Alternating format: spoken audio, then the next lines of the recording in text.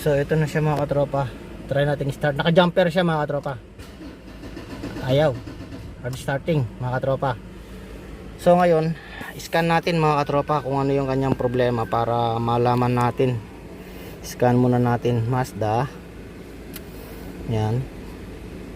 Launch X431 Pro ang ating gamit mga katropa.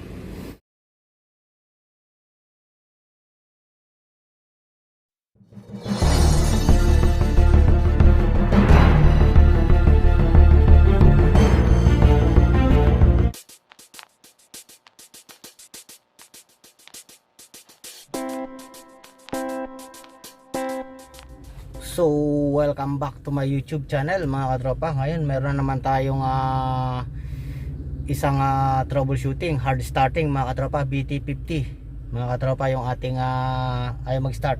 So ngayon share ko sa inyo kung ano yung problema niya mga katropa para magkaroon kayo ng idea. So yan, maraming salamat sa mga sumusuporta sa aking channel, lalong lalo na yung mga viewers, subscriber. Sa mga hindi pa nakapag-subscribe, mag-subscribe na kayo at hit nyo ang notification bell, hit nyo ang all na bell para lagi kayong updated sa aking mga bagong video mga katropa. Baka sakaling makatulong sa inyo yung mga content na ginagawa kong troubleshooting mga katropa. So yan, shoutout nga pala sa kay paring Janjan, paring Louie, the mechanic group. Yan, member, shoutout sa inyo lahat. Shoutout sa mga admin na nag-approve ng aking post sa mga ibang group. Yan, shoutout sa mga member, shoutout din sa inyong lahat. Yan mga katropa. So ito nga, yung problema nito ay hard starting mga katropa. So ating alamin kung ano ang problema mga katropa. Let's go! So ito na siya mga katropa. Try natin start. Naka-jumper siya mga katropa. Ayaw. Hard starting mga katropa. So ngayon, scan natin mga katropa kung ano yung kanyang problema para malaman natin. Scan muna natin Mazda. Yan. Launch X431 Pro ang ating gamit mga katropa. So siyempre bago natin gawin yan, i-scan muna natin bago natin checkin yung dapat checkin. Malalaman natin na yan 3.2 pala siya mga katropa. Yan, diesel. Okay, quick test. Okay, meron na agad fault sa brake system, tsaka ACM control module, BCMI control module. Yan, dami, kulay pula mga katropa. So check natin sa body control module, meron siyang 9 na fault. Yan. Sa PCM meron siyang 3 fault. Restraint control module, may 2 siyang fault. So dito muna tayo sa PCM. Check natin. Okay. Read natin yung fault. Key on, engine off. Yan. Okay.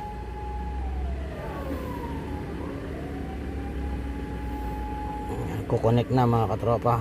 Tingnan natin yung kanyang fault code.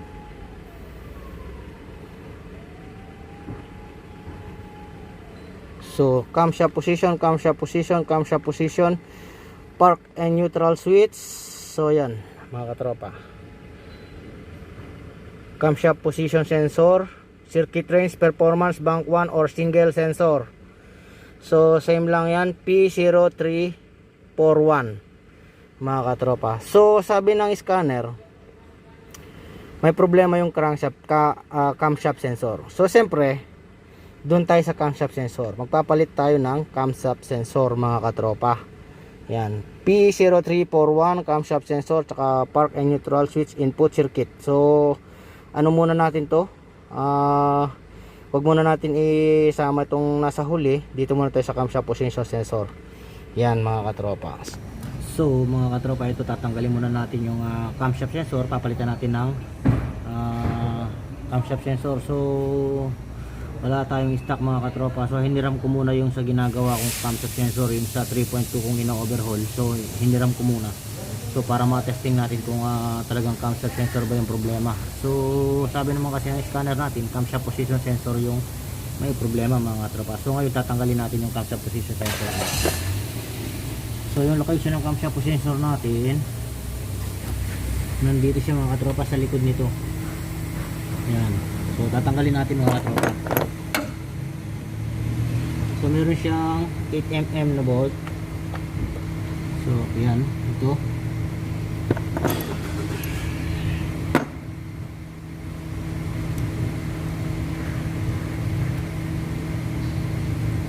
Last. So yun natin. So hindi ko na hinugot yung socket mga katropa. Sasabay natin huhugutin yung sensor kasabay ng socket. So medyo masikip kasi mga katropa.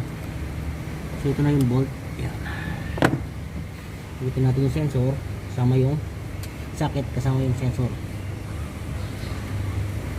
So yan. So ito siya mga katropa. So hugutin natin.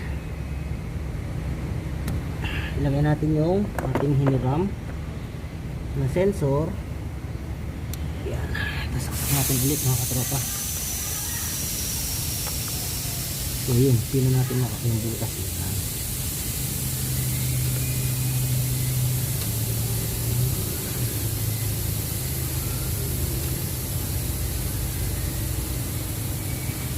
Kabit natin yung bolt. Ngayon sa pagkakabit ng bolt mga katropa, siyempre malalaglag yan. Lagyan natin ng tissue. Yan. Try natin ikabit ng ganito mga katropa.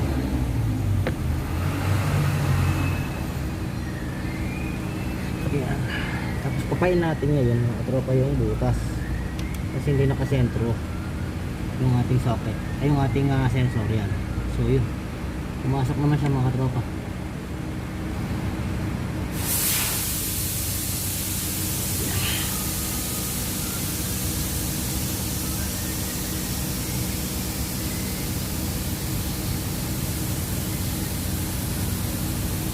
Subukan natin na konti. Ayun.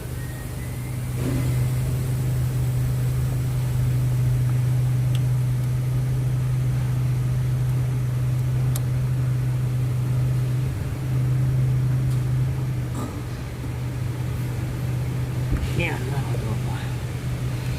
So naikabit na natin mga katropa ngayon. Ito na yung luma. Yan.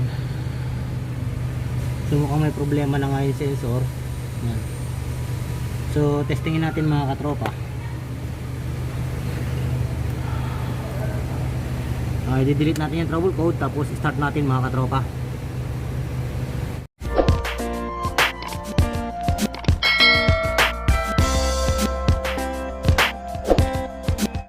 So isaksak muna natin yung ating Bluetooth.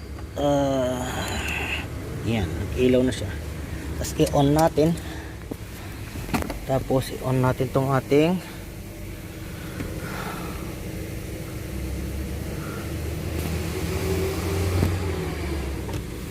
lunch. Yan, so naka-on muna tayo. Hintayin natin mag-on yung ating lunch mga katropa. Diyan natin lagay para medyo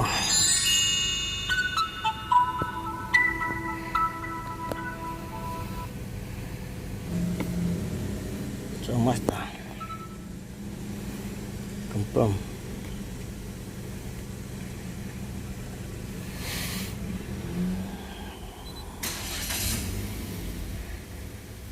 Automatic search. Maghang na naman yung ating mga tropa, yung ating scanner. Hindi pa kasi na-update to mga katropa. Yan, wait.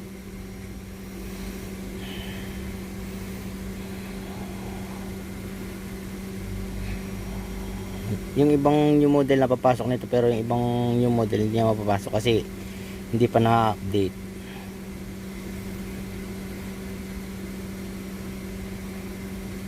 So wait daw.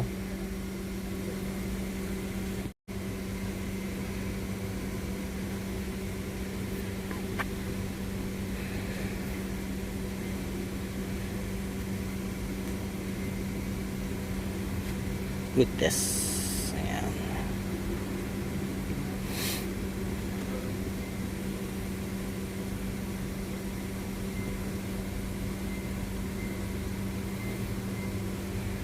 Ang dami pa. Pula mga katropa.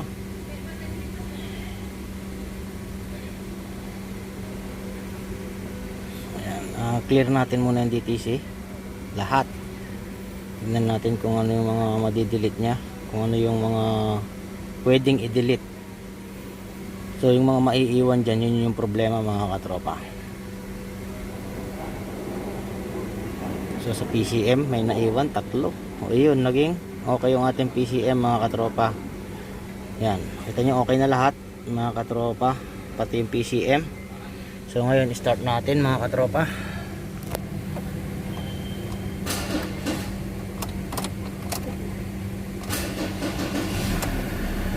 Medyo mahina yung battery niya mga katropa, kaya ayaw mag-start. So ngayon ayan, umandar na mga katropa. So ginamper ko lang kasi mga katropa, kaya medyo ano yung battery niya, medyo mahina, naka-jumper. So siguro kaka-start nung may-ari mga katropa, kakapilit ng start, na low bat yung battery. So tinowing nga pala tong unit mga katropa, kaya napunta rito. So ngayon pakita ko sa inyo sa labas.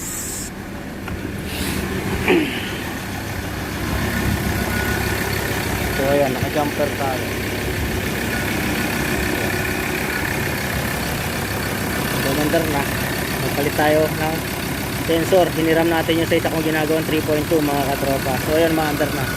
So ibig sabihin yung problema ay yung camshaft sensor mga katropa, kaya ayaw mandar. So ayan muna natin siyang umaandar para mag-charge yung kanyang battery mga katropa. So titikin din natin yung charging niya kung okay ba mga katropa. So ayan, checkin natin yung charging system niya mga katropa. Di-disconnect muna natin yung ating jumper. Ayan, disconnect muna natin yung ating jumper. Ayan.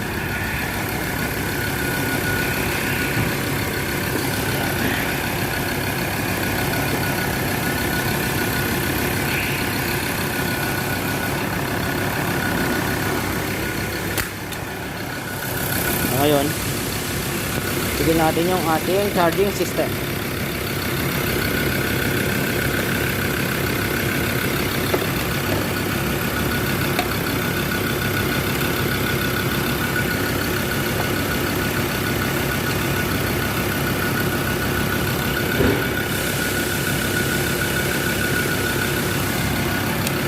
Sa bolt. So maganda yung charging system niya mga katropa, 13 point something. Yan. So totally low bat kasi yung battery mga katropa, kaya medyo ano, pero maganda yung charging system ng alternator niya. Yan. So hintayin lang natin mag-charge itong alternator mga katropa, para pag in-off natin hindi na natin kailangan i-jumper mga katropa. So charging muna natin. Kaya muna natin siyang umaandar mga katropa.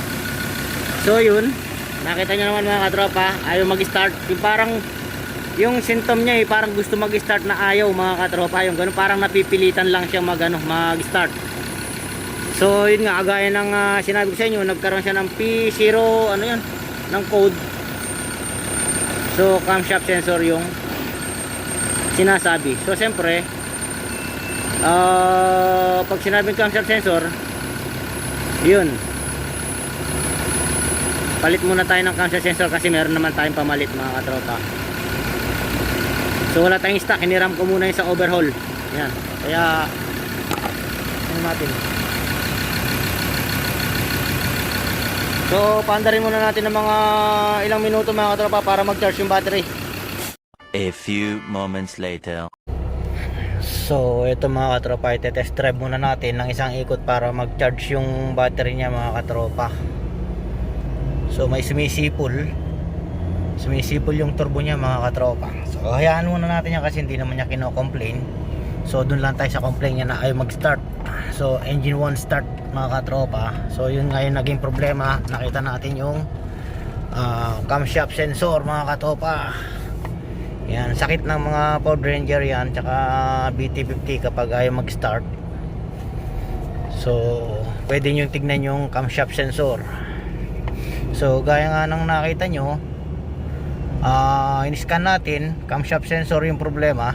So diretso palit na tayo. mga katropa, hindi pa natin chine-check yung wiring yan. So hindi na natin kailangan muna checkin pag mga ganyan ano lang. Kung meron tayong pamalit, palitan na natin agad. Tsaka sinabi naman ng scanner na camshaft sensor, siyempre dun muna tayo magpo-focus sa nabasa natin sa scanner mga katropa. Ayan. Kung sakaling hindi man yung makuha, nagpalit na kayo at ganun pa rin, camshaft sensor pa rin, so may iba ng ano yun, problema mga katropa. So actually nakaka-encounter naman, ilan na ako na-encounter nito. Yung iba hindi ko na ginagawa ng content mga katropa, puro crankshaft sensor lang naman, wala namang nagiging problema sa wiring, sa ECU, wala namang nagiging problema mga katropa. So katagalan kasi bumibigay din yan mga katropa. So ito kasi yung mileage nito 193,000, so magto 200,000 na siya mga katropa. Kaya ayun, may ginagawa rito yung wire ng telephone sira. Ayan. So ayan mga katropa, test drive ko lang isang round, update ko kayo mamaya mga katropa pagdating. I-off natin tapos i-start natin, tignan natin kung mag-start. So after natin nag-test drive mga katropa, nandito na tayo sa workshop. So ngayon itatry natin kung mag-start ba siya ulit, kung nag-charge na ba yung battery mga katropa. So i-off muna natin yan. So off muna natin. Ngayon start natin, tignan natin kung kaya. Ibig sabihin yung battery ayaw tumanggap ng karga mga katropa. Yan. Pagka ganyan, kung may clip na ganyan mga katropa, battery yan. Hindi niya kayang paikutin yung starter mga katropa. So papapalitan natin ng battery mga katropa para mapa-start natin mga katropa. So start na natin mga katropa ulit. Kailangan palitan ng battery, so walang stock ng battery. So pina-order ko pa ng battery. So ngayon dinamper ko lang mga katropa. Yan. Di ba? 1 kick na siya mga katropa. So yung problema niya battery, yung napansin niyo kanina na nagki-clip pagka ganun yung sasakyan nyo, kahit mapa gasolina pa yan, mapa diesel yan, basta nagki-clip na ganun, battery na yung problema. Kahit sukatin nyo pa ng 12, makasukat pa kayo sa multimeter nyo ng 12.30, 12.27, once na in-start nyo, bababa yun ng mga 8 volt, 9 volt, mga ganyan mga katropa. Hindi niya kayang paikutin yung starter. Yan. So battery yung problema. So papa-order muna ako ng battery para mapalitan ng battery. So yun, at least kahit paano na nagkaroon kayo ng idea mga katropa. So solve na yung problem nito, camshaft position sensor. Battery na lang yung papalitan. Hindi ko lang alam kung ano pa yung ibang papagawa rito. So at least kahit paano na i-share ko na mga katropa yung kanyang problema. So yun mga so, napalitan na natin ng bagong battery mga katropa. Yan. Bagong palit na yung battery niya, Yokohama Gold. Yokohama Gold MF. Yan, battery. Start na natin mga katropa.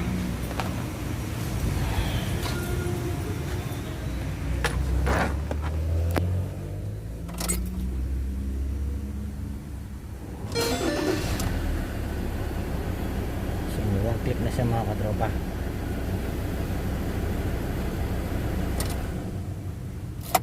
So ayun mga katropa, nakita nyo naman kung paano ginawa natin dito sa engine 1 start, hard starting mga katropa. Tapos may problema yung battery. So nakita nyo naman kung paano yung step by step natin ginawa. Inisin lang natin ng scanner, nabasahan natin ng camshaft position sensor. So naghiram muna tayo ng camshaft position sensor dun sa ino-overhaul ko, kinabit natin. So okay, umandar naman mga katropa. So ibig sabihin camshaft sensor nga yung sira mga katropa. Hindi na tayo nagpaligoy-ligoy pa, direct to the point tayo, camshaft position sensor mga katropa. So yun, sana nakakuha kayo ng idea mga katropa sa ginawa nating engine 1 start, engine hard starting. Yan. So ayan, maraming salamat sa mga subscriber, viewers, yan, sa mga YouTubers natin mga katropa dyan, maraming salamat sa pagsuporta sa aking channel. Sa mga hindi pa nakapag-subscribe, mag-subscribe na kayo at hit nyo ang notification bell, hit nyo ang all na bell para lagi kayong updated sa ating mga bagong video mga katropa. Baka sakali makatulong sa inyo yung mga ginagawa nating troubleshooting, basic information lang mga katropa, para magkaroon kayo ng idea. So hanggang sa muli, stay safe, stay tuned, God bless, bye. Thank you for watching mga katropas. See you my next video.